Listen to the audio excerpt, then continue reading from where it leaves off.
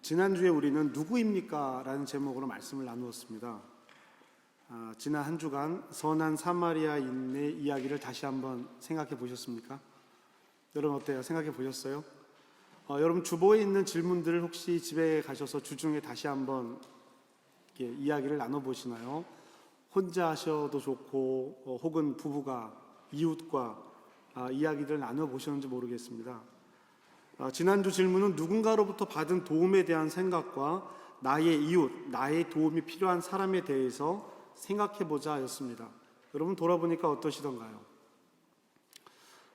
혹 돌아보면 시간을 갖지 않으셨다면 이번 주부터 주보에 나와 있는 그 질문들을 꼭 다시 한번 생각해 보세요. 이게 설교 내용들을 정리하고 여러분들 생활에 적용할 수 있는 좋은 도구들이 됩니다.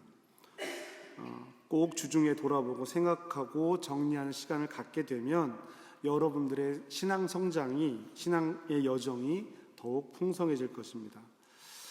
지난주 우리는 이웃사랑에 대한 이야기를 나누었는데요. 누가 나의 이웃입니까? 라는 질문이 나는 누구의 이웃입니까? 라는 질문으로 이제 바뀌어야 된다고 말씀을 드렸습니다. 그리고 이번 주는 하나님 사랑에 대한 말씀을 나누고 있습니다. 율법교사, 지난주에 등장했던 사람이죠. 율법교사와 이야기를 마친 예수님께서 제자들과 함께 길을 가다가 한 마을에 들어가시고 그 마을에 들어가셔서 마르다라 하는 한 여자의 집에 들어가십니다. 여러분 이 말씀으로 설교를 꽤 많이 들어보셨을 거예요. 이 말씀으로 설교 꽤 많이 들어보셨을 텐데 이 말씀은 주로 마르다가 잘한 것이냐 마리아가 잘한 것이냐에 대한 해석에 대해서 이야기합니다. 어때요? 여러분들도 이런 말씀으로 들어보신 적이 있으신가요? 마르다가 잘한 걸까요? 마리아가 잘한 걸까요? 설교를 들어보셨으니까 답을 갖고 계시지. 마리아가 잘한 거예요? 마르다가 잘한 거예요? 마리아가 잘했다고 얘기하는 사람도 있고 마르다 여러 이야기들이 있을 수 있습니다. 누가 잘했느냐, 누가 어떤 일이 더 중요하냐 이 이야기보다 오늘 이야기가 왜 하나님에 대한 사랑을 이야기하는 것인지 앞선 이야기와는 어떻게 이어지는지 좀 함께 살펴보려고 합니다. 이 이야기에는요 여자가 두 명 등장을 하죠. 여자가 두 명 등장합니다. 마르다와 마리아. 두 명의 여자가 등장합니다. 이 둘의 관계는 자매 관계이고요. 이 마르다라고 하는 여자의 이름에 뜻이 있습니다. 여자 주인이라는 뜻을 갖고 있어요. 이 히브리어와 헬라어는 그 이름에 뜻들이 담겨져 있는 경우가 있습니다. 마르다는 주인이라는 뜻을 가지고 있고요. 마리아는 좋은 것, 뛰어난 것, 정상, 산정상 같은 정상이에요. 이 정상이라는 뜻을 가지고 있습니다. 마르다와 마리아의 이름은 그 자체로도 중요한 의미가 있는 거예요. 여주인, 그 다음에 좋은 것. 그러나 이 이름의 이면에는 더 큰 뜻이 담겨 있습니다. 이들이 한 행동을 보면 더 큰 뜻을 이해할 수가 있습니다. 사람들은 율법 교사와 예수님의 이야기를 통해서 굉장히 낯선 이야기를 들었다라고 말씀을 드렸어요. 그 사람들 입장에서는 굉장히 낯선 이야기입니다. 사마리아인이 강도 만난 사람의 이웃이고 너희도 가서 이와 같이 행하라는 말씀을 들었는데 당시 상황에서는 굉장히 충격적인 이야기라고 말씀을 드렸습니다. 율법적으로, 문화적으로, 상황적으로 사마리아인은 이웃이 될 수 있다 없다? 없다. 그런데 예수님께서는 사마리아인을 강도 만난 사람의 이웃이라고 얘기하고 너희도 가서 이와 같이 행하라 하고 말씀을 하고 있었습니다. 예수님과 제자들은요 그 이야기를 나누고 길을 계속 걸어가고 있었죠. 함께 길을 걸어갑니다. 그러다가 한 마을에 도착해서 한 여자의 집에 들어가십니다. 자, 여러분 이 이야기도 예수님께서 여자의 집에 들어가셨다라는 이야기도 일반적인 이야기는 아니에요. 지금으로 보면 그럴 수도 있는 일인데요. 그 당시로서는 일반적인 이야기가 아닙니다. 마르다라고 하는 한 여자가 자기 집으로 예수님을 영접합니다. 마르다라는 이름의 뜻이 뭐라고 말씀드렸죠? 주인. 여주인이 예수님을 영접하고 있는 겁니다. 마르다는 주인으로서 예수님을 맞이합니다. 그리고 그 여자에게는 동생이 한 명이 있는데 마리아입니다. 자, 오늘 이야기예요. 마르다는 열심히 예수님을 맞아서 음식을 준비하고 분주합니다. 마리아는 예수님의 발치에 앉아서 말씀을 듣습니다.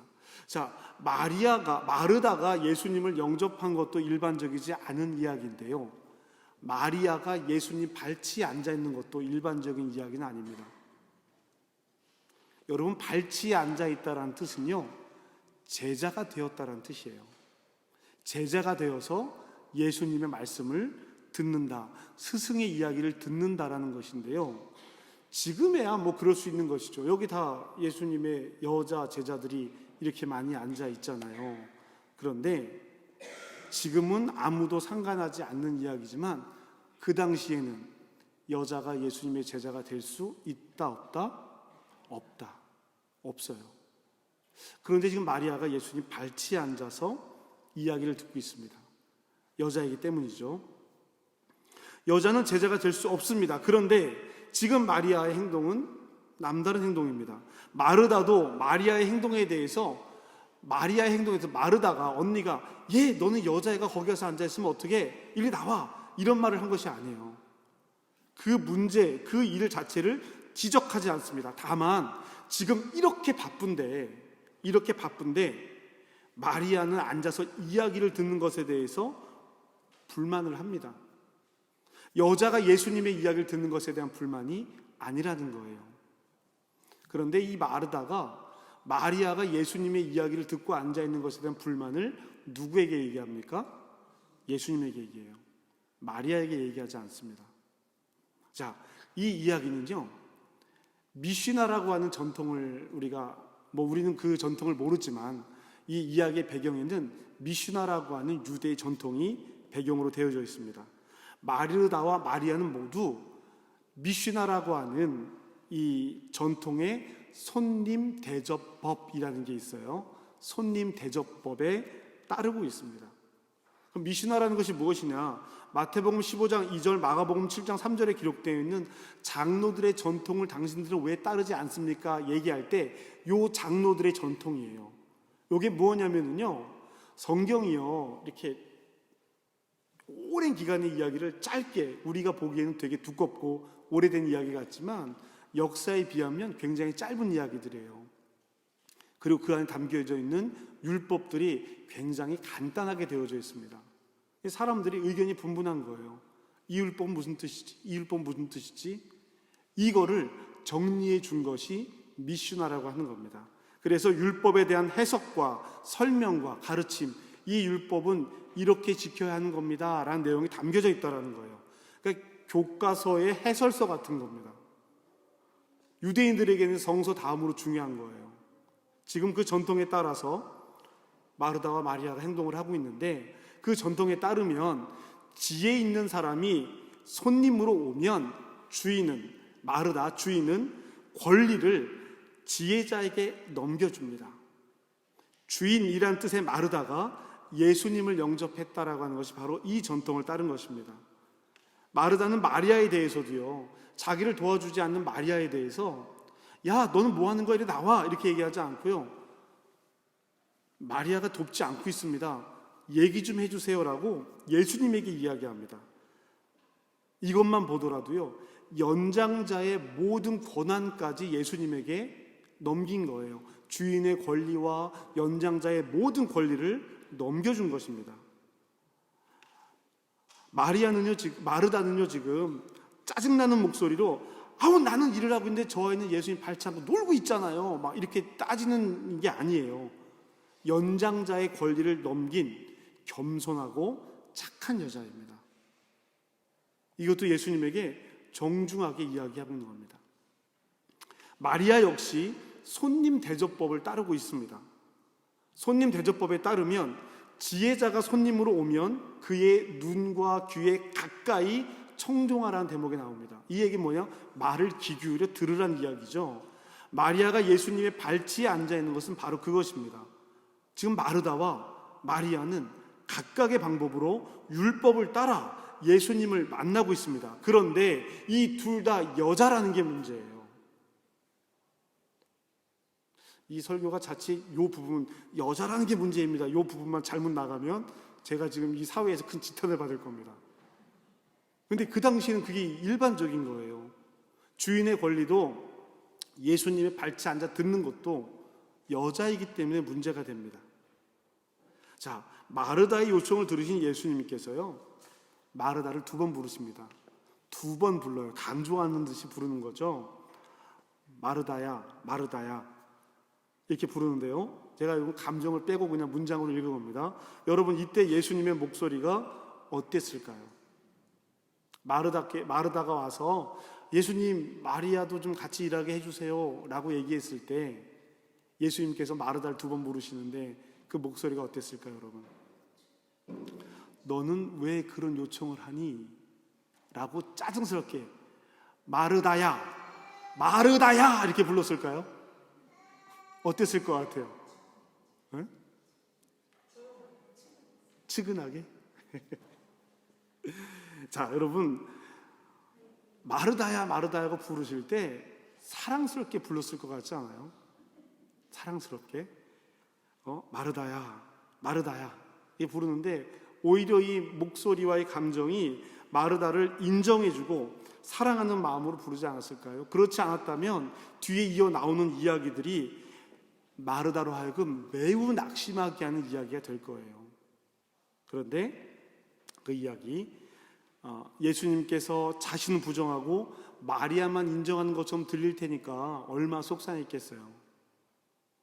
예수님은 마르다의 염려를 가르침으로 주시는데 이렇게 말씀하십니다. 내가 많은 일로 염려하고 근심하나 몇 가지만 하든지 혹은 한 가지만 해도 좋다. 마리아는 좋은 편을 선택했으니 이것을 빼앗기지 않을 것이다. 여러분, 마리아의 이름이 뜻이 뭐라 그랬죠? 좋은 것이라고 그랬죠? 그러면은요, 그 곁에서 이 이야기를 듣고 있는 사람들한테는 이렇게 들릴 거예요. 마르다야, 주인아, 좋은 것은 좋은 것을 선택했어. 그것을 빼앗기지 않을 거야. 주인아, 주인아, 그죠? 주인아, 주인아, 좋은 것은 좋은 것을 선택했어. 그것을 빼앗기지 않을 거야. 이 말씀에 앞선 율법 교사의 이야기를 생각해 보셔야 합니다. 선한 사마리아인의 이야기와 이 이야기는 한 쌍을 이루고 있는 겁니다. 이웃 사랑과 하나님에 대한, 하나님 사랑에 대한 이야기를 담고 있습니다. 율법 교사는요, 구원을 얻기 위해서 내가 어떻게 해야 됩니까? 라고 예수님에게 질문했습니다. 예수님께서는 너는 어떻게 알고 있느냐? 라고 물으시니까 그가 자기가 알고 있는 대답을 했어요. 하나님을 사랑하고 이웃을 사랑하는 겁니다. 그러나 예수님은 율법을 아는 것이 아니라 도움이 필요한 사람의 이웃이 되어야 한다라고 말씀하셨습니다. 이때 등장한 사람이 사마리아인이에요. 말씀드린 것처럼 역사적으로, 문화적으로, 신앙적으로 이웃이 될 수 없는, 받아들일 수 없는 사람이 강도 만난 사람의 이웃이 된 것입니다. 사람들의 모든 생각을 넘어선 일이라고 말씀을 드렸어요. 그리고 이제 예수님은 마르다와 마리아를 만나서 하나님을 사랑하는 일에 대해서 말씀하십니다. 마르다는 율법 교사와 대비돼서 생각해 볼 수 있고요, 마리아는 사마리아인에 대비해서 생각해 볼 수 있습니다. 마르다는 유대인을 상징할 수 있습니다. 마리아는 이방인들과 여인들과 아이들과 노인들과 약자들을 상징합니다. 누가의 관심이 거기에 가 있었거든요. 다만 부정적으로 대비되는 것이 아니라 긍정적으로 대비되어야 하는 것입니다. 여러분, 마리아가 예수님의 발치에 앉아 있었다 그랬잖아요. 무슨 얘기를 들었을까요? 지금 예수님께서 무슨 얘기를 하셨을까요? 성경에는 그 얘기가 기록되어 있지 않은데요, 저는 그렇게 추측해 보았습니다. 제가 추측해 봤는데요, 지금 그 자리에 앉아서 앞서서 율법 교사와 했었던 이야기, 나누었던 이야기, 그리고 율법 교사에게 예수님께서 하신 말씀, 이런 것들을 다시 이야기하고 있지 않았을까요? 왜냐하면 예수님께서는 비유로 말씀하신 후에 꼭 제자들에게 그 비유를 설명해 주셨어요. 마태복음을 보면은요, 비유로 말씀하여 이르시되 다 말씀하시고 나서 제자들에게 내가 비유로 말한 것은, 그러면서 비유를 설명해 주셨습니다. 이 선한 사마리아인의 이야기를 나누고 오신 예수님께서 제자들에게 야, 내가 왜 사마리아인의 이야기를 했는지 아니? 라고 얘기했을 것이고요. 했을지도 모르고요. 사람들도 궁금했을 겁니다. 왜 하필이면 많은 사람들이 있고 유대인도 있고 많은 사람들이 있는데 사마리아인을 비유로 삼았을까? 왜 제사장이고 왜 레위인일까? 물었을 것입니다. 그리고 예수님은 그 비유를 풀어서 설명하셨을 겁니다.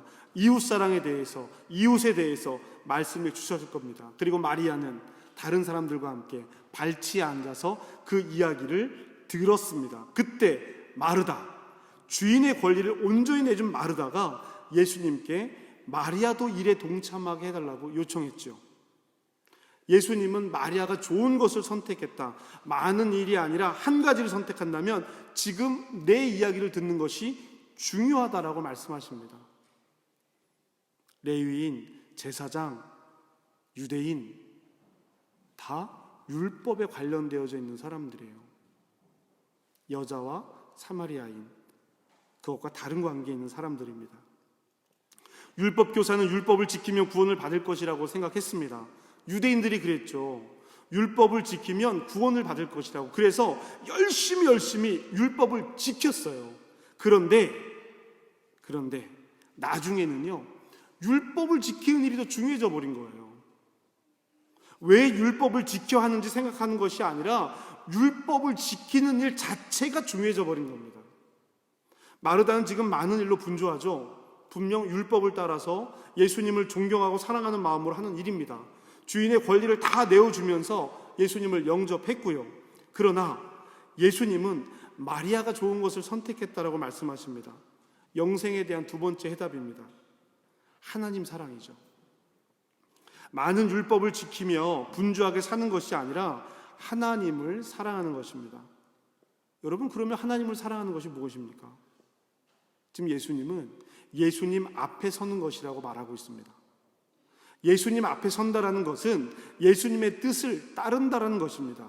이웃을 사랑하라, 가서 행하라, 사마리아인의 이야기를 다시 설명하던 그 자리에서 하나님의 사랑에 대해서 이야기하시는 것이죠.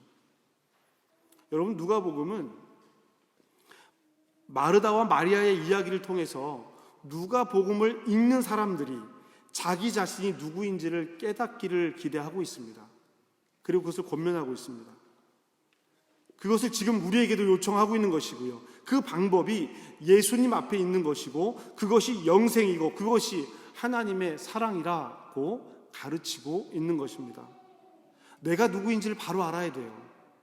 내가 누구인지를, 내가 어디에 서 있는지를 바로 알아야 합니다. 정체성입니다. 내가 목사인지 장로인지 권사인지 집사인지 성도인지가 중요한 것이 아닙니다. 사업을 하는 사람인지 음악을 하는 사람인지 학생인지 직장인인지 이것이 중요한 일이 아닙니다. 이것은 모두 껍데기에 불과합니다. 하나님은 외모로 판단하지 않습니다. 하나님이 외모로 판단하지 않는다는 말은 자기가 누구인지 어디에 서 있는지를 근본을 깨달아야 한다는 뜻이에요.